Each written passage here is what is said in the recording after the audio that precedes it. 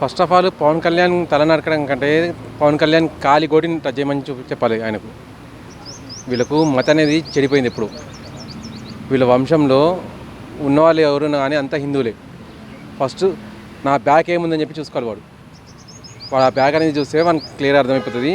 నేను కూడా ఎప్పుడో ఒకప్పుడు, నా కుటుంబం కూడా ఎప్పుడో ఒకప్పుడు భయపడో లేకపోతే వాళ్ళు ఇస్తారన్న వాటికి ఆశపడో మతం మానేమని చెప్పేసి ఆ మాత్రం జ్ఞానం లేకుండా ఇప్పుడు పాస్టర్గా మారేసి పాస్టర్గా దశమ భాగాలు వస్తున్నాయని చెప్పేసి వాటికి అలవాటు పడేసి ఒక పవన్ కళ్యాణ్ గారిని నరికేస్తామని చెప్పి అనడం అంటే వాడంత నీచుడు ప్రపంచంలో ఇంకొకటి ఉండడు. పవన్ కళ్యాణ్ గారు తన సొంత డబ్బు పెట్టుకొని కూడా ప్రజలకు సేవ చేయాలని చెప్పి చూస్తున్నాడు ఆయన. అటువంటప్పుడు నీ సొంత డబ్బు పెట్టుకొని నీ దగ్గరకు వచ్చే క్రిస్టియన్స్లలో ఎవరినన్నా ఆదుకున్నావా? పోనీ నీ దగ్గరకు వచ్చే వాళ్ళలో ఏ ఒక్క దగ్గరైనా దశంభాగం తీసుకుండా ఉన్నావు నువ్వు? అది ఆలోచించుకో ముందు.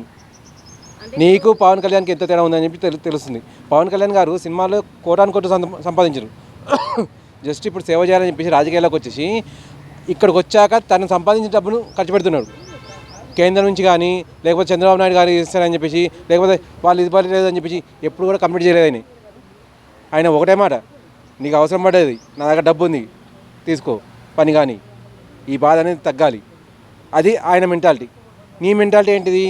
ఎదుటివాడు బిచ్చగాడు కానీ లేదా పెద్ద వ్యాపారవేత్త కానీ వాళ్ళ దగ్గర నుంచి దశమ భాగం తీసుకోవాలి. అది తీసుకొని నువ్వు బలవాలని చెప్పేసి నీ తెలుగుకి ఆయన తెలుగుకి ఆ తేడా ఉంది. ముందు అది గుర్తుపెట్టుకో. అంటే ఇలా మాట్లాడడానికి మాటల వెనకాల ఇంకెవరైనా ఉన్నారా అన్న టాక్ బయట వస్తుంది. దాని గురించి మనం చెప్పాల్సిన అవసరం లేదండి. ఇప్పుడు ఈ మాట ఇలా బయటకు వస్తుందంటే పవన్ కళ్యాణ్ గారిని టార్గెట్ చేస్తున్నారంటే క్లియర్గా రాజకీయ పరంగా ఉందని చెప్పి ప్రతి ఒక్కరికి అర్థమైపోతుంది. రాజకీయ పరంగా ఓరని వాళ్ళు ఎవరున్నారు? తెలుగు రాష్ట్రాలకు 2 రాష్ట్రాలకు కూడా క్లియర్గా తెలుసు ఏ మనిషి అని చెప్పేసి. ఆయన అనుయాయులు అని చెప్పేసి ప్రతిసారి ఏదో ఒకటి చేస్తూనే ఉన్నారు. ఇప్పుడు వాళ్ళందరూ అయిపోయినారు. మేము మళ్ళీ తిరగలేము, అన్న మాటలు మేము తిప్పుకుంటూ తిరగలేమని చెప్పేసి ఇప్పుడు కొత్త పాస్టర్లను తీసుకొచ్చిన పైకి. పాస్టర్ అనేవాడు వానికి ఆ మాత్రం ఇంగిత జ్ఞానం అనేది ఉంటే చర్చిలోనే ఉండేసి చర్చి నుంచి బయటికి రాకుండా ఉంటాడు ఫస్ట్ ఆఫ్ ఆల్. ఎందుకంటే వాడు అది ఆ నీళ్లు చల్లి ఈ నీళ్లు చల్లి ఆమంతం చేసి ఈమంతం చేసి రోగాలు తగ్గిస్తా అని చెప్పి అంటాడు. అదే పాస్టర్కు జ్వరం వస్తే ఖచ్చితంగా ప్రైవేట్ హాస్పిటల్కి పోతాడు. ఈ మాత్రం గ్యాప్ను కూడా వాళ్ళ దగ్గరకు వచ్చే భక్తులు తెలుసుకోలేకపోతారు. అటువంటి పిచ్చి వాళ్ళను మరీ మాయమాటలు చెప్పేసి ప్రలోభపరుచుకొని వాళ్ళ దగ్గర డబ్బులు దండుకొని బతకాలని చెప్పేసి ఉన్న టాలెంట్ ఇది తప్ప పవన్ కళ్యాణ్ కానీ అంటే కానీ. ఇంకో విషయం ఇక్కడ చెప్పాల్సింది ఏంటంటే పొరపాటున పవన్ కళ్యాణ్ గారు కనుక ఈ మాటలు పట్టించుకొని ఆ పాసను ఎవ్వడ్రా అని చెప్పి అన్నాడు అనుకోండి, రేపు పొద్దున తను అడ్రస్ లేకుండా పోతాడు. అది కూడా పవన్ కళ్యాణ్ పట్టించుకోకుండా వాళ్ళది ఏదో వాళ్ళు చేసుకోనివ్వండి, నా పని నేనేదో చేసుకుంటా, నా పని నేను సేవ చేయడం, నా ప్రజలను చూసుకోవడం అని చెప్పి ఆయన ఆ పద్ధతిలో పోతున్నారు. కాబట్టి శాంతంగా ఆ పాస్టర్ ఇంకా మన భారతదేశంలో ఉన్నాడు.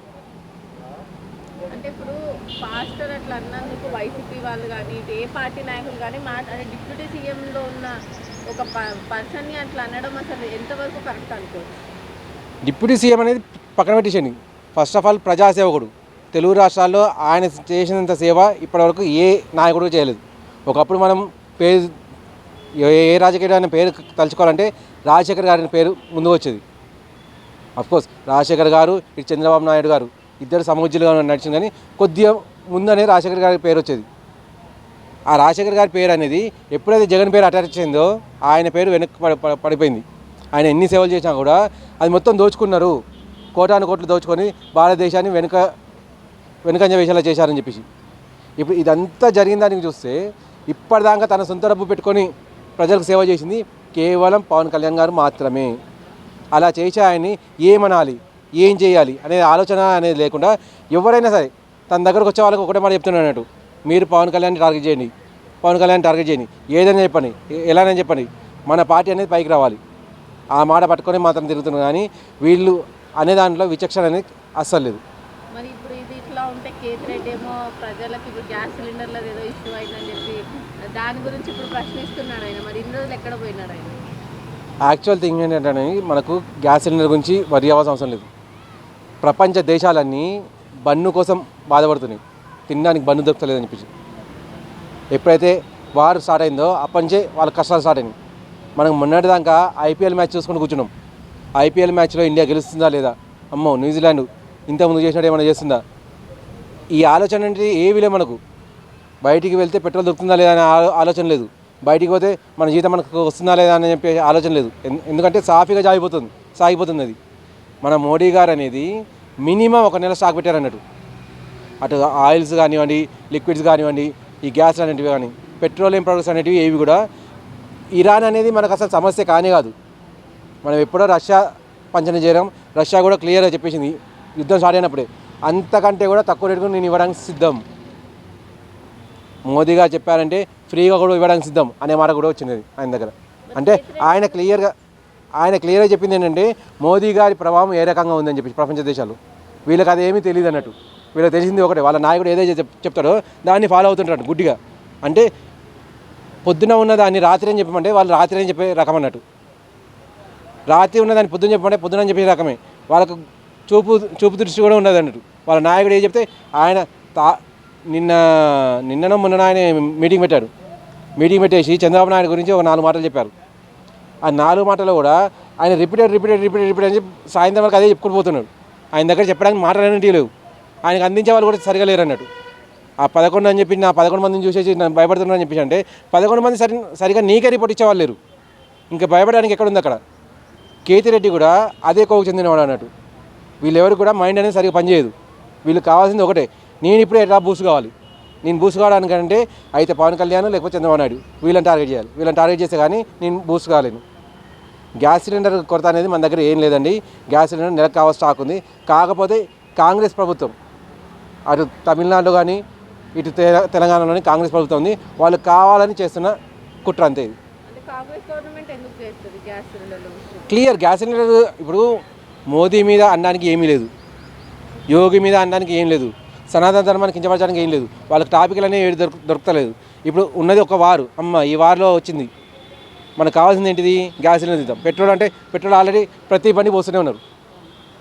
ఈ గ్యాస్ సిలిండర్ అయితేనేమో వెనుక మాటున అంటే చాటు మాటున ఎవరినైనా మనం బెదిరించి మన దారిలో చెప్పుకోవచ్చు. అరే నా దగ్గర గ్యాస్ దొరుకుతలేదు అని చెప్పేసి నువ్వో వీడియో తీరా నువ్వోటి చెప్పరా అని చెప్పేసి అలా కావాలని డబ్బులు ఇచ్చో భయపెట్టో ఇవి చెప్పించడమే తప్ప కొరత అనేది మనకు లేదు. ఇక పోయి మనకు లేడీస్కు గ్యాస్ సిలిండర్ ఇస్తా అని చెప్పాను, అది కూడా ఖచ్చితంగా వస్తుందండి, ఇస్తారు తొందరలోనైతే. కాకపోతే ఇప్పుడు కేతిరెడ్డి ఎందుకు అసెంబ్లీలో ఉన్న అంటే గెలిచిన ఎమ్మెల్యే ప్రజల సైడ్ నుంచి మాట్లాడట్లేదు? మన కేతిరెడ్డి అయితే ఓడిపోయాడు, మరి ఎందుకు ఆయన ఇప్పుడు ప్రశ్నిస్తున్నాడు? ఆయన ప్రశ్నించడానికి నేను చెప్పిన కారణం ఒకటేనండి, ఎవరైనా కానీ టీడీపీని కానీ పవన్ కళ్యాణ్ గారిని టార్గెట్ చేయాలి. టీడీపీని ఇంకా టార్గెట్ చేసినా కూడా ఇప్పుడు తనకు కావాల్సిన ఫుటేజ్ దొరుకుతుందని చెప్పేసి నమ్మకం లేదు ఏ రాజకీయ నాయకుడు కూడా. అదే పవన్ కళ్యాణ్ గారిని టార్గెట్ చేస్తే ఈజీగా అవుతుంది. కాకపోతే ఇక్కడ కేతిరెడ్డి గారు చాలా చాకచక్యంగా వ్యవహరించారన్నట్టు. అంటే అందరూ కూడా పవన్ కళ్యాణ్ గారినే ముట్టడిస్తున్నారు. నేను ఆయన్నే ముట్టడిస్తే నాకేం పేరు వస్తుంది అని చెప్పి కాస్త తెలివిగా గ్యాస్ సిలిండర్ అనేది లేవనెత్తారు అంతే. ఎలాగో గ్యాస్ సిలిండర్ అనేది తమిళనాడులో నడుస్తుంది, అదే నేను వెతుకుంటాను, ముందు నా పేరు వస్తుంది, నాకు పేరు వస్తుందని చెప్పేసి అంతే తప్ప ఇందులో విఘ్నత అనేది ఏమాత్రం లేదు.